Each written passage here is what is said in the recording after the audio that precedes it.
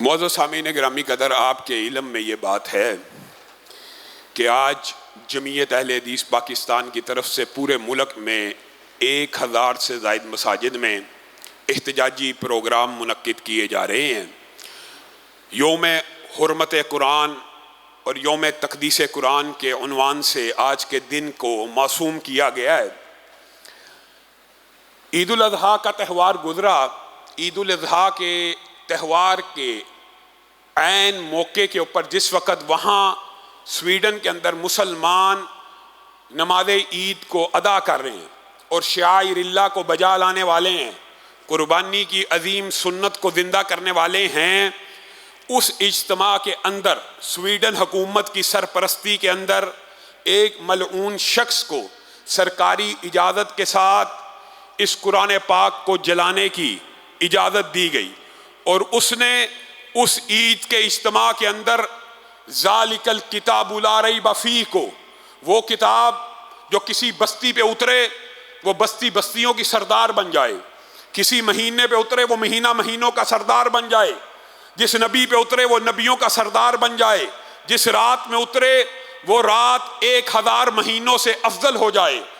وہ قرآن جو مخلوق نہیں ہے، کلام اللہ ہے، اور کلام اللہ کی تاثیر صرف لفظ کن سے سمجھ لینی چاہیے۔ وَلَوْ أَنَّ قُرْآنًا سُيِّرَتْ بِهِ الْجِبَالُ أَوْ قُطِّعَتْ بِهِ الْأَرْضُ أَوْ كُلِّمَ بِهِ الْمَوْتَى، کائنات میں اگر کوئی کلام ایسا ہو کہ مردے زندہ ہو جائیں تو وہ صرف قرآن پاک ہے۔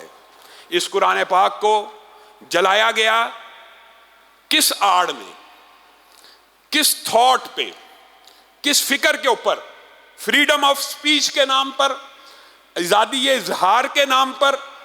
یہ جو مغالطہ اور وسوسہ مغرب آپ کو ڈالتا ہے کہ یہ آزادی اظہار ہے کہ قرآن پاک کو جلایا جائے، اللہ کی قسم ان کے تھنکرز، ان کے فلاسفرز، ان کے دانشور بھی اس بات سے متفق نہیں ہیں۔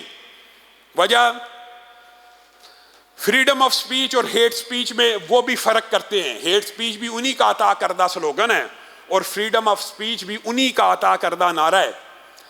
فریڈم آف سپیچ میں اگر قرآن پاک کو جلانا درست ہے تو آپ نے آج کے بعد مغرب کے تھنکرز اور فلاسفر سے یہ سوال کرنا ہے، فریڈم آف سپیچ کے تحت سویڈن کا پرچم ان کے اپنے ملک میں جلانا جائز ہے؟ سویڈن کی کرنسی ان کے اپنے ملک میں جلانا جائز ہے؟ کیا سویڈن کے اندر یا مغرب کے اندر جو ممالک مستقل مسلمانوں کے جذبات اور احساسات سے کھیل رہے ہیں، اس آگ کو پہلے فرانس نے بھڑکایا، اب سویڈن، کبھی ناروے، کبھی ڈنمارک، یہ مغرب جو خود اپنے قوانین اور ضابطے مسلمہ بنا چکا ہوا ہے۔ اٹھائیے، انٹرنیٹ کی دنیا ہے، دنیا گلوبل ولیج بن چکی ہے۔ اگر جھوٹ بولوں گا تو پکڑا جاؤں گا۔ پوری دنیا میں مغرب میں ہتک عزت کے قوانین موجود ہیں کہ نہیں؟ ہتک عزت، ہتک عزت، ایک انسان کی ہتک نہیں ہونی چاہیے، ایک انسان کی توہین نہیں ہونی چاہیے۔ توہین کرنسی کے قوانین موجود ہیں۔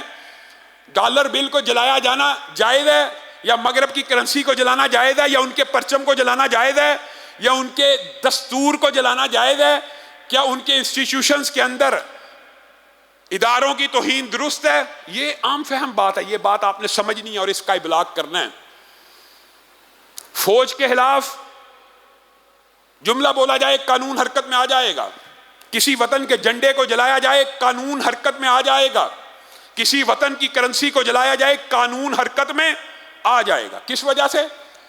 اس وجہ سے کہ یہ انہوں نے ہمارے وطن کے رہائشیوں کے دلوں کی جذبات کو، احساسات کو مجروح کیا۔ یہ فریڈم آف سپیچ نہیں ہے، یہ ہیٹ سپیچ ہے۔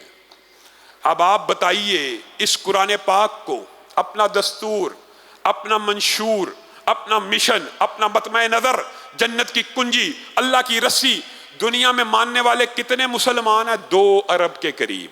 اگر اس کو جلایا جائے تو یہ ہیٹ سپیچ نہیں ہے، یہ 2 ارب مسلمانوں کے جذبات کو مجروح کرنے کی بات نہیں ہے، یہ ان کے احساسات کو زخمی کرنے کی بات نہیں ہے، عام فہم بات ہے، بڑا عام مقدمہ ہے۔ یہی مقدمہ رسول اللہ صلی اللہ علیہ وسلم کی توہین کے اوپر بھی پیش کیا جاتا ہے کہ یہ جذباتیت کا، احساسات کا، تعلق کا معاملہ، یہ فریڈم آف سپیچ نہیں ہے، یہ ہیٹ سپیچ ہے۔ آپ گیز اینڈ لیزبینز کے پرچم کو جلانا ہیٹ سپیچ سمجھتے ہیں، تف ہے آپ کی عقل کے اوپر، اور آپ قرآن کو جلانا فریڈم آف سپیچ سمجھتے ہیں؟ یہ کیسی عقل ہے؟ یہ کیسا فلسفہ ہے؟ یہ فلسفہ یہی ہے، آپ ذرا غور کیجئے، انٹلیکچوئل لیول کے اوپر دانشورانہ تجزیہ کیجئے، کیا پورے مغرب کے اندر قرآن کے علاوہ کبھی ہندوؤں کی ویدا بھی جلی ہے؟ کیا کبھی گیتا بھی جلی ہے؟ کیا مسلمان جو انجیل اور تورات کو تحریف شدہ مانتے ہیں کبھی یہ جسارت کر سکتے ہیں کہ انجیل کا نسخہ جلا دیا جائے احتجاج کے لیے، تورات کا نسخہ جلا دیا جائے احتجاج کے طور کے اوپر؟ پوری دنیا میں جتنی مذہبی کتابیں ہیں ان میں سے صرف قرآن ہی کو کیوں جلایا جاتا ہے؟ یہ مغرب خود غور کرے، خود سوچے۔ یہ جو کلیش آف سیولائزیشنز آپ نے لکھی ہے، آپ خود اس کی طرف پہلا قدم اٹھا چکے ہیں۔ اب وطنوں کی جنگ نہیں ہونے والی، اب سیولائزیشنز کی جنگ ہونے والی ہے، اب ثقافتوں کی، اب اس طرح کی جنگیں، اس کا طبل تو سویڈن نے بجا دی ہے۔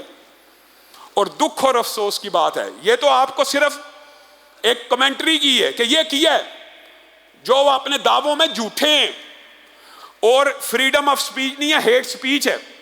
لیکن اگلی بات یہ، ہم کیا کر سکتے ہیں؟ ماشاءاللہ پھر دکھ ہوتا ہے۔ مولوی مذہبی جماعتیں تو چلو تقریریں کریں کہ ہمارے اختیار میں یہی ہے، ممبر ہے، ہمارے اختیار میں چلو الیکٹرانک میڈیا ہے، یوٹیوب ہے، چینلز ہیں، وہاں پہ ہم صدائے احتجاج بلند کریں اور اس بات کو اٹھائیں کہ ہمیں یہ کام کرنے چاہیے۔ لیکن افسوس اور دکھ تو ہوتا ہے حکمرانوں کے اوپر۔ آپ کے سامنے اس ممبر سے خان صاحب کے پورے دور میں ان کی اپوزیشن جو بھی انہوں نے غلط کام کیا کی ہے، اور ساتھ میں یہ جملہ بھی کہا کرتا تھا، خان صاحب آپ کا کام تقریر کرنا نہیں ہے، تقریر آپ مولویوں پہ چھوڑ دیں، آپ عملی کام کریں۔ تو شہباز شریف صاحب ماشاءاللہ، حکومت تو بدل گئی، عمران خان صاحب تو چلے گئے، شہباز شریف صاحب آگے، آج وہ کیا منا رہے ہیں؟ وہ بھی یوم حرمت قرآن منا رہے ہیں۔ آج انہوں نے کیا کرنا ہے؟ آج انہوں نے بھی قرآن کے حق میں تقریر کرنی ہے۔